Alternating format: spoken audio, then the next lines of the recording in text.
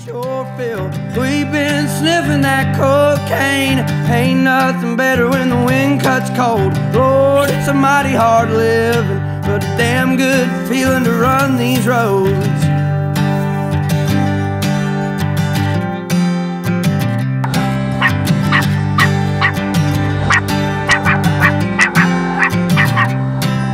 I got people try to tell me, Red,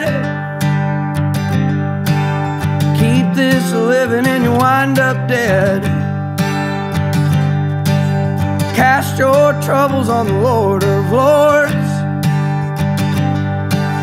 wind up laying on a cooling board. But I got buddies up White House Road, and keep me strutting when my feet hang low. Alright, today I'm going to talk about how I caught this coyote here in location. First of all, I caught it in a flat set using my own bait that I make. But the reason why I set this set here, the main reason, there's two crawl unders up this holler. And the coyotes travel down this holler, and there's two road beds. One comes behind here, which there's also crawl unders in that top corner of the field. And then behind this house, there's another road bed that comes out of a gate hole, which there's a sign on it too. And right above the old house, there's a hole with a bunch of dead cows in it. And also down at the pond, I found some tracks too, but the wind normally blows this way, and any coyote that walks down below here catches scent, or catches the wind off this set, and will travel up through here. It took about a week to catch this one. Any places like this, I normally set multiple traps because it's a good location for fox and coyote, especially in these big open areas. I set at that gate hole and a set up there, and I got one set down by the pond. And I caught a fox at the gate hole up there, and a couple of days later I caught this. I would remake the set, but it's too muddy. I'm just going to pull it and wait till it dries off a little bit. I'll talk about this red fox I just caught. We just pulled off from the coyote set, which is probably 1,000 yards away, and right there's the coyote from it. But this set, I had a step down dirt hole with the MB 550. I was using my own bait in it too, actually. It's based on deer meat. Right over here I got a brush pile set with a lamb that the farmer had killed in it actually. He's been having a lot of predator issues. I caught a coon in this set last week, but the reason I set this set here was got all these cow trails coming down in this holler, and then it comes up in this where the field where the cows are, and it hits a road bed that goes to that big clear cut up there on top of that other hill. But this is prime location. Also got a road bed that comes out of those woods and comes into this holler, but it cuts up and goes to them two gates, which I got another set up there at the other two gates. But I'm about to show y'all how to make this set that I caught this fox in. I had a coyote visit it the day after I caught the coon, but somehow the pan was showing on it. I don't know if the wind blew the dirt off, or maybe this guy might have scratched some of the dirt off before the coyote came through. I'm really surprised the brush pile set ain't worked yet. It's really surprised me I ain't even had a possum in it yet, but now I'm going to show you how I made this set. Alright, now I'm going to show you how I made this step down dirt hole set, which there's many different ways you can make it. It's going to be kind of tough for it's so muddy today. We had a big rain come through last night, and I ain't even checked hardly half of my small trap line I got going. I'm excited to see what's left on the rest of it, but these sets work really good. I've caught quite a bit with them since I've started using them. It's always good to mix up your trap line so all your predators that come through ain't looking at the same thing. Sometimes you have smarter ones that'll come through, and they've seen dirt holes, especially this late in season. It's February now, it's about ready to go out. I hope I can catch at least, I say, I'm expecting to catch 5 more coyotes and maybe another cat if I'm lucky. I caught the bobcats that's in the other video I made on top of this hill here actually. But what I do with these, it's kind of like a trench set. I'll dig me a small trench and get it all dug in. I like my trap bed to be a little bit deeper. And it's a little bit rocky here. You can dig it a little bit deeper if you want. I try to stay shallower in case we get a heavy rain, so we ain't just got a mud puddle out in the middle of the field for them to look at. And with the dirt hole, you can make it as big around as you want. I've made them where it looks like the coyote or the fox could get up in them and live in them. They was so big. This is actually the first predator I've caught using buckwheat holes. I've started using them because of the amount of rain and snow that we've been getting.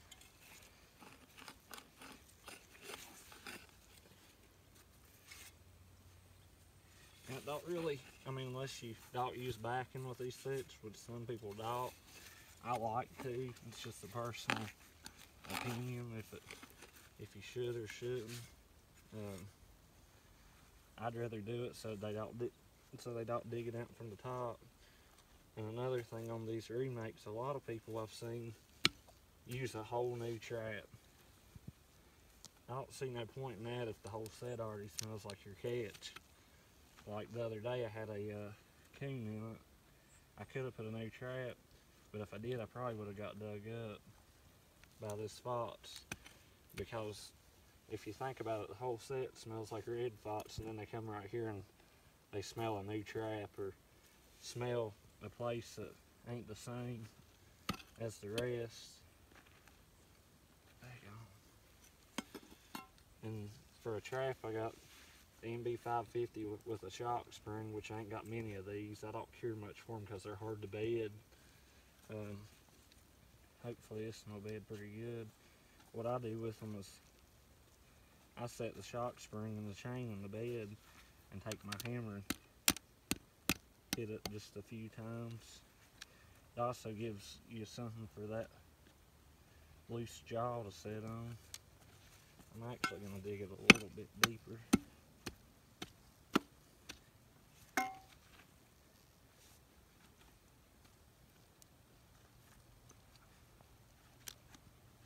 Usually it don't take me this long, but today, I don't know.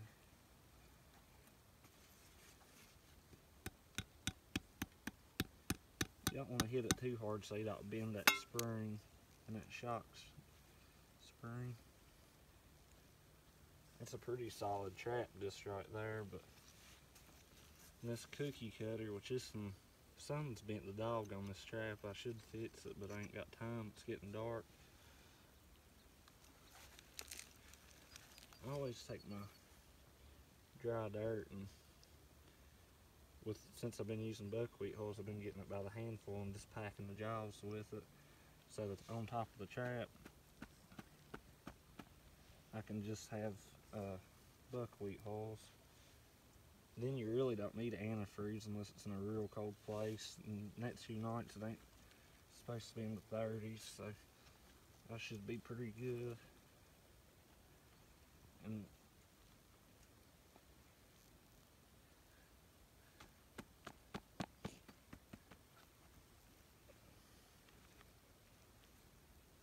it's a solid trap right there.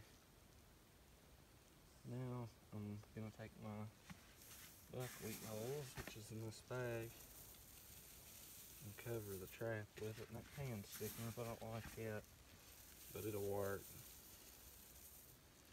Try to make your pan the lowest spot in your set. That's where your kite's gonna step. Only thing I don't like about these is after a catch, or if you just spill them everywhere, which I do sometimes, they get everywhere, and I don't like seeing them on the ground. I don't know if it really matters or not yet.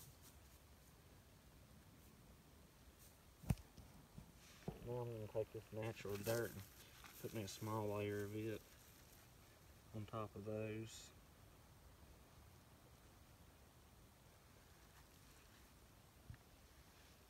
And now take this dirt, throw it out through the field, and get my catch dirt and put on top of your natural dirt. It's very important to do that so they ain't just smelling a fresh spot of barn dirt or buckwheat hulls, whichever one you got on top.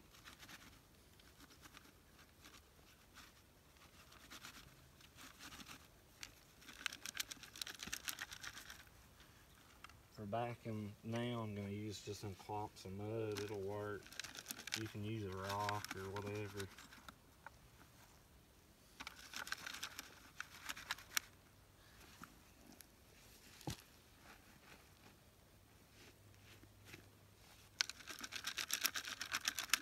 And also take some of these dirt clumps. Just make sure you don't get it where it's going to go off in the jaw, and set them around so that the canine or cat, whatever comes through, will avoid stepping on the side like your jaws. Or I don't like to set too much because coyotes will shy away from it.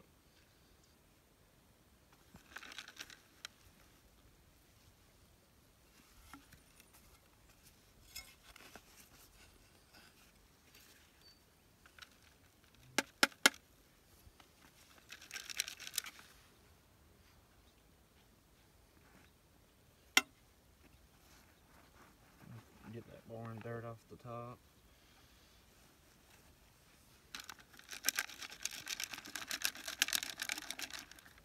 Now I'm going to take my back and just all this dirt and grass that he's got up, it's going to get in the hole. I'm going to take it and try to get the hole where it's covered up from the top so he can't come in from the top. Which is hard to do. But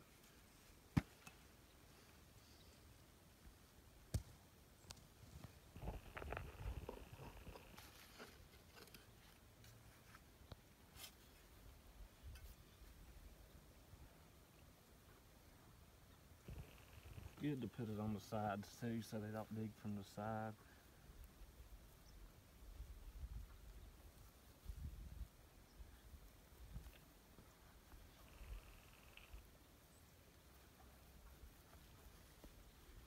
Now for bait,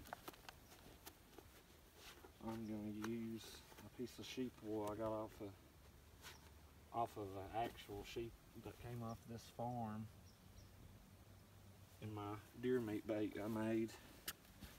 It's working pretty good since I made it. It's not loud as I wanted it to be, so I'm having to use a little bit more than I like. And there ain't no need to urine this set, because this fox was here all night, or all day almost, so I'm sure he done it enough, which I can smell it actually.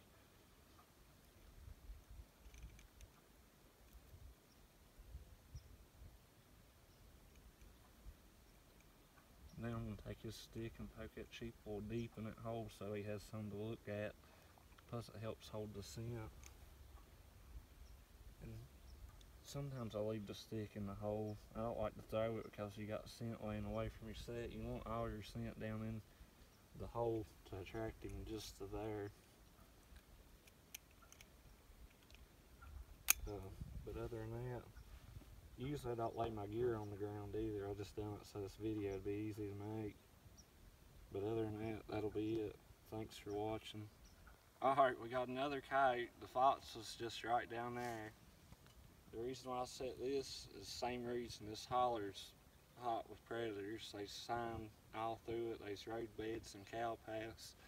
Plus this real brushy fence right here. I caught a giant tom right above that gate right there. A big bobcat. And then the female I caught yesterday was just right up there.